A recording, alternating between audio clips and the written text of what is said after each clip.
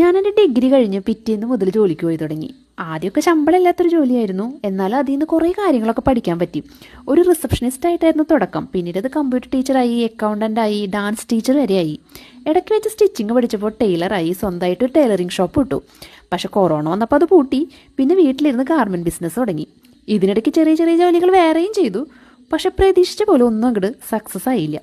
പിന്നെ വിചാരിച്ചു അധികം ആരും ചെയ്യാത്ത എന്തെങ്കിലുമൊക്കെ ചെയ്യണമെന്ന്. അങ്ങനെയാണ് ജാസ് ഹെയർ എക്സ്റ്റൻഷനിലേക്ക് എത്തുന്നത്.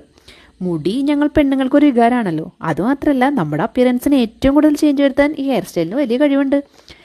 അങ്ങനെ തോന്നിയപ്പോൾ മുടിയില്ലാതെ വിഷമിക്കുന്നവർക്ക് മുടി വെച്ച് കൊടുക്കാൻ തീരുമാനിച്ചു. ഹെയർ എക്സ്റ്റൻഷൻ സ്റ്റാർട്ട് ചെയ്ത് ഞാനും എൻ്റെ 2 ഫ്രണ്ട്സും ചേർന്നാണ്. ആദ്യമൊക്കെ ഞങ്ങളെ തേടി ആളുകൾ വരാൻ കുറച്ച് ബുദ്ധിമുട്ടായിരുന്നു. അപ്പോൾ നമ്മൾ ആവശ്യക്കാരുടെ വീടുകളിൽ പോയി ചെയ്തു കൊടുത്തു. വളരെ കുറച്ച് മാത്രം സ്റ്റോക്ക് വെച്ചിട്ടാണ് ഞങ്ങൾ ഈ ബിസിനസ് സ്റ്റാർട്ട് ചെയ്തത്. അതുകൊണ്ട് തന്നെ കസ്റ്റമർ ഓർഡർ തന്നതിന് ശേഷം ഞങ്ങൾക്ക് ഓടിപ്പോയി ക്ലിപ്പ് വാങ്ങി സെയിൽ ചെയ്യേണ്ട അവസ്ഥ വരെ ഉണ്ടായിട്ടുണ്ട്. പെട്ടെന്നൊരു ദിവസം നമുക്ക് ക്ലിപ്പ് സ്റ്റിച്ച് ചെയ്ത് തന്നിരുന്നവർ അത് ചെയ്ത് തരാൻ പറ്റില്ല എന്ന് പറയുന്നൊരവസ്ഥ വന്നു. അപ്പോൾ നമ്മൾ കയ്യിലുണ്ടായിരുന്ന ഒരു ക്ലിപ്പ് അഴിച്ച് നമ്മളത് സ്റ്റിച്ച് ചെയ്ത് നോക്കി. ഇപ്പോൾ അത് സക്സസ് ആയി. ഇപ്പോൾ നമ്മുടെ സ്റ്റോക്കിലേക്ക് ആവശ്യമായിട്ടുള്ള എല്ലാ ക്ലിപ്പ് എക്സ്റ്റൻഷൻസും നമ്മൾ തന്നെയാണ് സ്റ്റിച്ച് ചെയ്യുന്നത്. അതുകൊണ്ട് തന്നെ ആ ചെറിയ ഒരു ലാഭത്തിൽ നിന്ന് നമ്മൾ കുറച്ചും കൂടി ഒരു വലിയ ലാഭത്തിലേക്ക് കടന്നു. ഇപ്പോൾ നമ്മൾ റീറ്റെയിലിൽ നിന്ന് ഒരു ഹോൾസെയിലിലേക്ക് കടന്നു. അങ്ങനെ കുറച്ച് നല്ല രീതിയിൽ സക്സസ് ആയിട്ട് മുന്നോട്ട് പോകുന്നു.